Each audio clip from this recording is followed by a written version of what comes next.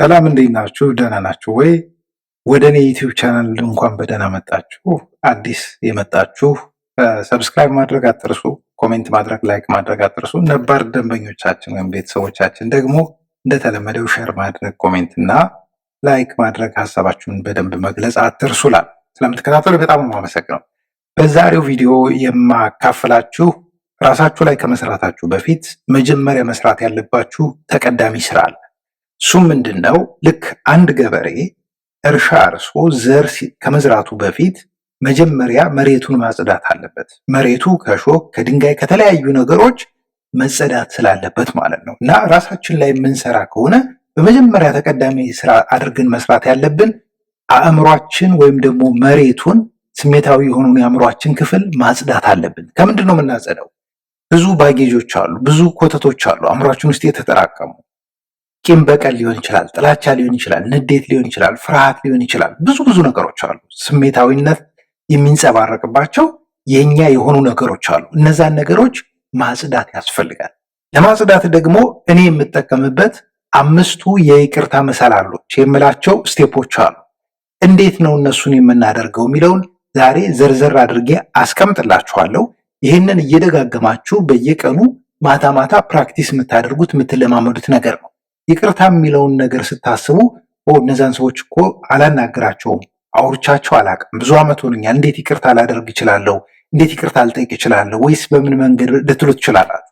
በዋናነት ዋናው ዓላማው ይሄ እናንተ ከራሳችሁ ጋር እንድትታረቁ ስለሆነ ዓላማው እነዛን ሰዎች ማናገር ወይም ደግሞ ወደ እነዛ ሰዎች በአካል ወይም በድምፅ መሄድ አይጠበቅባችሁ። የምታደርጉት ይህን ሁሉ ነገር ምንድነው? ወረቀት ላይ ነው የምታደርጉት። ከዛ በኋላ ምንድነው የምታደርጉ የሚለውን በቀጣይ አስረዳችኋለሁ ማለት ነው። በድጋሚ ስለምትከታተሉኝ አመሰግናለሁ። ቅድም እንዳልኳችሁ ሰብስክራይብ ማድረግ፣ ሼር፣ ላይክ ማድረግ አትርሱ። ስለዚህ ከ5ቱ የመጀመሪያውና ዋናው ትልቁ ብዙ ጊዜ ጸጸት ውስጥ የሚያስገባን አእምሯችን የሚፈታተነን ችግር ውስጥ የሚከተን ዋናው ነገር ምንድነው? ከፈጣሪያችን ጋር መጣላታችን ነው። ስለዚህ በተቻለ መጠን ሃይማኖት የሌላችሁ ሰዎች ከሆናችሁ ደግሞ በምታምኑበት መንገድ የራሳችሁ መንገድ ተከተሉ በዚህ ጉዳይ ማለት ነው። የመጀመሪያው ስቴፕ ግን ምንድነው? ሙስሊምም ከሆናችሁ ክርስቲያንም ከሆናችሁ ኤኒ እምነት ውስጥ ያላችሁ ሰዎች ብትሆኑ የመጀመሪያው ነገር ፈጣሪያችሁን ይቅርታ መጠየቅ አለባችሁ። እንዴት ነው ይቅርታ የምትጠይቁት? እስክሪብቶና ወረቀታችሁን ታወጣላችሁ። ከዛ ምን ብላችሁ ነው የምትጽፉት? በራሳችሁ መንገድ መቀየር ትችላላችሁ።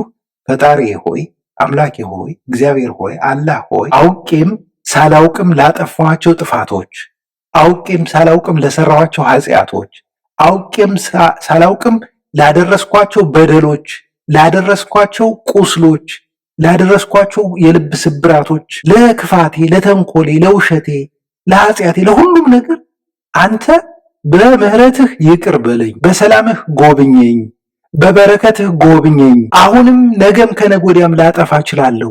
እስከ ዛሬ ድረስ ላደረግኳቸው ነገሮች ይቅርታህ ከኔ ጋር ይሁን ብላችሁ ዘርዘር አድርጋችሁ ጻፉ። ከጻፋ ስትጽፉ ልክ እንደዚህ በትንሽ ወረቀት ሊሆን ይችላል፣ ደብተራችሁ ላይ ሊሆን ይችላል፣ ጻፉት።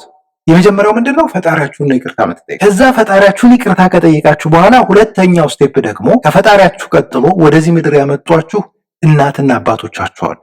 እናት አባቶቻችን ሳያውቁት ወይም ደግሞ አውቀውም እኛን ሊበድሉን ይችላል፣ ሊያስቀይሙን ይችላል፣ ነገሮች ሊያጓድሉብን ይችላል። ኧረ እኔ እኮ ልጅነቴ ጥሩ ነው፣ በስነ ስርዓት ነው ያደግኩት፣ እናትና አባቴ ምንም አልበደሉኝ ልትሉ ትችላላችሁ።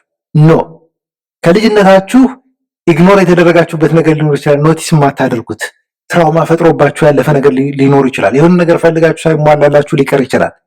እናትና አባቶቻችሁን ዝቅ ማድረጋችሁ አይደለም፣ ይህንን በማድረጋችሁ እንደውም ለነሱ ለነፍሳቸውም እገዛ እያደረጋችሁላቸው ነው።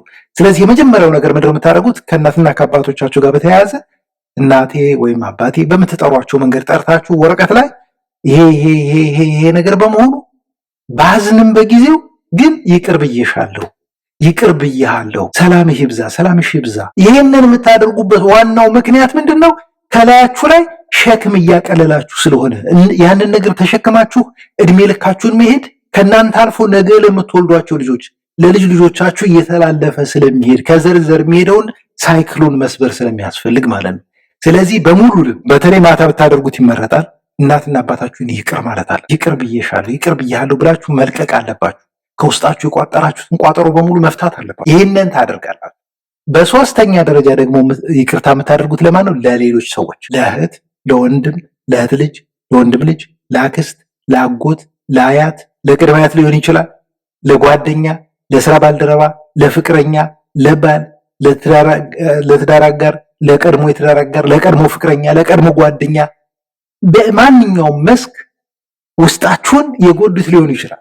ውስጣችሁን ያስቀየሟችሁ ሰዎች ሊሆኑ ይችላሉ። ውስጣችሁን የሰበሯችሁ ሰዎች ሊሆኑ ይችላሉ። የሆነባችሁን ነገር ሁሉ እርሱ እያልኳችሁ አይደል። ነገር ግን ይቅር ብዬሃለሁ፣ ስራህ ያውጣህ ትል ነበር አያቴ።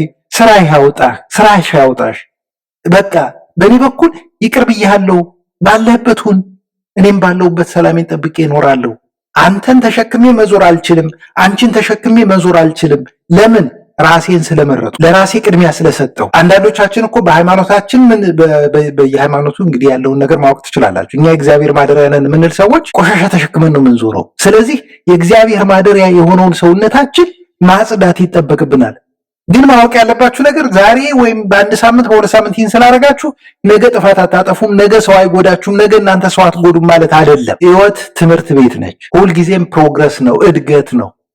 ስለዚህ ያንን እድገት በየጊዜው ሪቫይዝ ማድረግ አለባችሁ። እያጸዳችሁ መቀጠል አለባችሁ። ገበሬ በዚህ ዓመት ያጸዳውን መሬት አርሶ ዘርቶ አርሞ አብቅሎ አጭዶ ወቅቶ በሚቀጥለው ዓመት ባለፈው ዓመት አርሻዋለሁ አጸድቼዋለሁ ብሎ ዝም ብሎ ዘሎ ሄዶ አይዘራም። አእምሯችንም እንደዛው ነው። ንቁ የአእምሯችን ክፍል ወይም አሁን እኔና እናንተ የምንነጋገርበት የምታዳምጡበትን የምናገርበት የአእምሮ ክፍል ከውስጥ ያለው ስሜታዊውን የአእምሮዋችን ክፍል በአምስቱ የስሜት ሕዋሳቶቻችን ኢምፕረስ የሚያደርገው ወይም ተጽዕኖ የሚያሳድረው የአእምሯችን ክፍል ምን ማድረግ አለበት? በየጊዜው መስራት አለበት። እዛ ላይ ለማጽዳት መሬቱ ክሊንስ መደረግ አለበት በየወሩ ማለት ነው።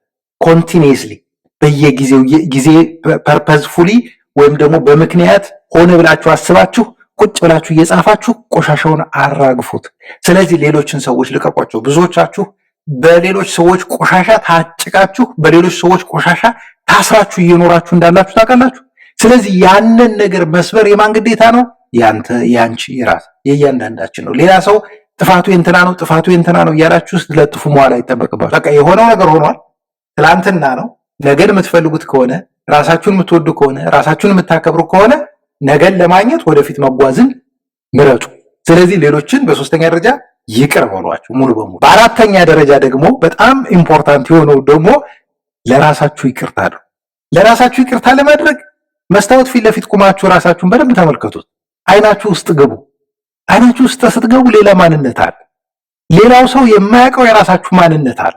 ከውስጣችሁ የሚያወራ የራሳችሁ ደባል አኗኗር ያለ፣ ከውስጣችሁ የሚያወራው ሰብኮንሽስ ማይንዳችሁ፣ ከውስጣችሁ የሚያወራው ጦጣው አእምሯችሁ፣ ከውስጣችሁ የሚያወራው ድብቁ ወይም እንቁ የሆነው የአእምሯችሁ ክፍል ስሜታዊ በፍርሃት በጭንቀት ነው የሚኖር። ራሳችሁን ዝቅ ስታደርጉት እኔ እኮ አረባም፣ እኔ እኮ ደደብ ነኝ፣ እኔ እኮ እድለቢስ ነኝ፣ እኔ እኮ ሰነፍ ነኝ፣ እኔ እኮ ከእነንትና እያልን ራሳችን ስንቴ ነው ስንረግጠው ምንውለው። ከአሁን በፊት 4ቱ ስምምነቶች የሚል መጽሐፍ ሪቪው ሳደርግ በደንብ ተንትኘዋለሁ፣ ማዳመጥ ትችላላችሁ። ስለዚህ ስንቶቻችንን ራሳችን ስንረግጥ ምንውለው፣ ራሳችን ስናንቋሸሽ።